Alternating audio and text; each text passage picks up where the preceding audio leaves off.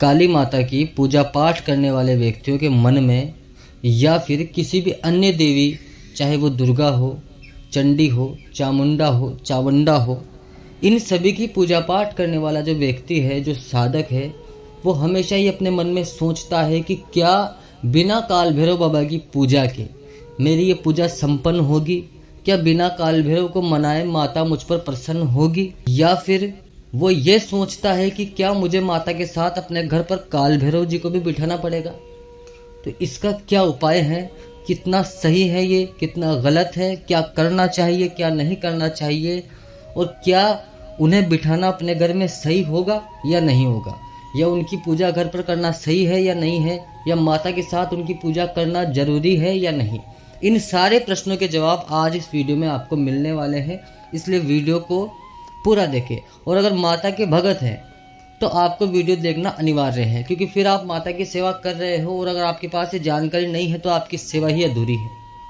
काल भैरव जी भगवान माता के वो परम भाई हैं जो माता के हर कार्य में उनके आगे चलते हैं।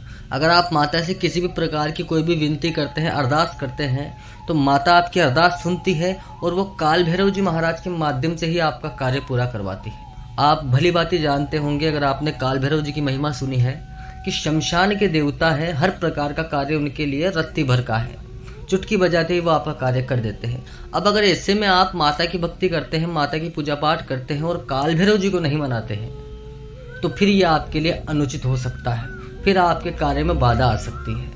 ऐसा नहीं कि काल भैरव जी नाराज हो जाते हैं इससे, लेकिन देखिए क्या होता है कि जब हम माता की पूजा पाठ करते हैं तो हमारी ऊर्जा इतनी सक्षम नहीं हो पाती हर बार कि हर बात हमारी माता तक पहुंच जाए। माता से छोटी जो ऊर्जा है वो काल भैरव जी महाराज की है, तो वो हमेशा जहाँ पर माता की पूजा पाठ होती है वहाँ पर अवश्य आते हैं, तो वो ही सुनते हैं हमारे मन की बात, हमारी भावनाएं, हमारी मनोकामनाएं। तो देखिए, कहने का तात्पर्य यह है कि माता के साथ काल भैरव जी की पूजा तो करना अनिवार्य है, जरूरी है। लेकिन अब सवाल ये उठता है कि हमें आगे से और पुराने समय से ये बताया जा रहा है कि काल भैरव जी महाराज को घर पर नहीं पूजना चाहिए, क्योंकि वो शमशान के देव हैं, उनके साथ भूत रहते हैं, प्रेत रहते हैं, पिशाच रहते हैं। अगर आप उनकी पूजा घर पर करेंगे तो उनके गण अवश्य ही घर पर आएंगे और उनके आने से घर में कुछ नकारात्मकता फैल सकती है। तो इसका उपाय क्या है? तो देखिए भक्तों, इसका एकमात्र उपाय यह है कि अगर आप माता की पूजा घर पर करते हैं तो करें, लेकिन आप महीने में एक दिन कम से कम ऐसा बांध लें।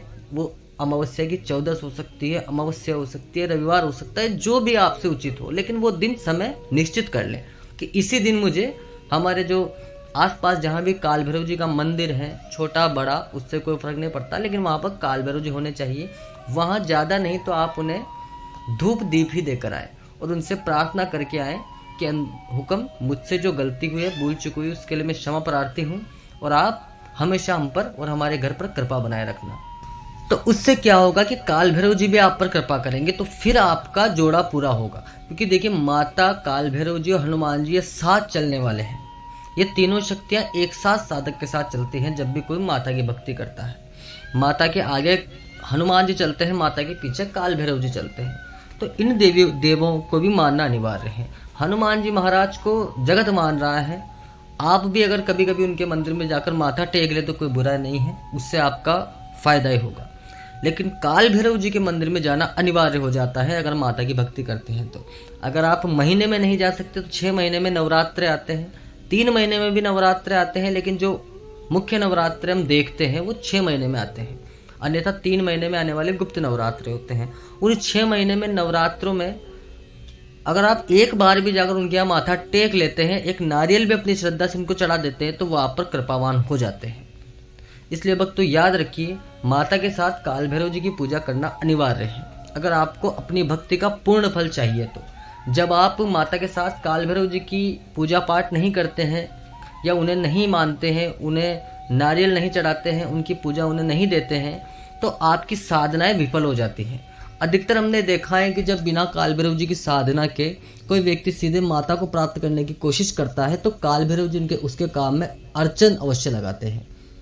तो आपको भी ये जानना चाहिए और इस बात को माननी चाहिए कि हमें माता और काल भैरव जी को साथ लेकर चलना पड़ेगा। आशा करता हूँ भक्तों ये जानकारी आप समझ गए होंगे कि आपको कैसे क्या करना है।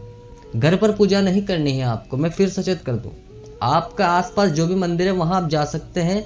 1 महीने में अगर आप जाएं तो ज़्यादा अच्छा होगा। नित्य जाना देखिए हर साधक के बस की बात नहीं होती, नित्य नहीं जा सकते आप। 7 दिन में जाएं, 1 महीने में जाएं, जब भी आप जा सके जाकर 5 अगरबत्ती, 1 दीपक, धूप बत्ती, नारियल, इत्र, सिगरेट जो आप चढ़ा सके उनको चढ़ाइए, उनसे माथा टेकिए, आशीर्वाद लीजिए, सारे काम आपके सिद्ध होंगे। क्योंकि इस कलयुग में काल भैरव जी महाराज से ज़्यादा जागृत देवता कोई अन्य है ही नहीं। सबसे ज़्यादा जागृत देवता है। हर गांव, हर शहर, हर जगह, हर गली, हर मोहल्ले में उनका एक न एक मंदिर अवश्य मिल जाता है। और अगर कहीं नहीं मिलता तो शमशान में उनका मंदिर अवश्य होता है। तो उनका मंदिर ढूंढने में, उनका स्थान ढूंढने में आपको परेशानी नहीं हो सकती। याद रखिए, काल भैरव जी महाराज चाहे अलग अलग जगह बैठे, लेकिन सभी जगह एक ही माया है। तो आप कहीं भी जाकर अपना कार्य कर सकते हैं। जय श्री महाकाल जी, जय महाकाल, ओम नमः शिवाय। इसके बाद भी वक्त अगर कोई समस्या है तो कमेंट में आप पूछ सकते हैं। हम आपके हर सवाल का, हर प्रश्न का जवाब देने के लिए बाधित हैं। आपसे हम 1 रुपया शुल्क किसी चीज़ का नहीं लेते। आप केवल अपना प्रश्न पूछे, आपको जवाब दिया जाएगा। क्योंकि ये धार्मिक कार्य हैं, इनके लिए कोई मूल्य नहीं चुकाना पड़ता। जिस दिन आपको इन धार्मिक कार्यों के लिए मूल्य चुकाना पड़ जाए तो समझ जाइए कि वहाँ पर फिर आपका कार्य नहीं होगा। जय श्री महाकाली, जय महाकाल, हर हर महादेव, जय काल भैरव।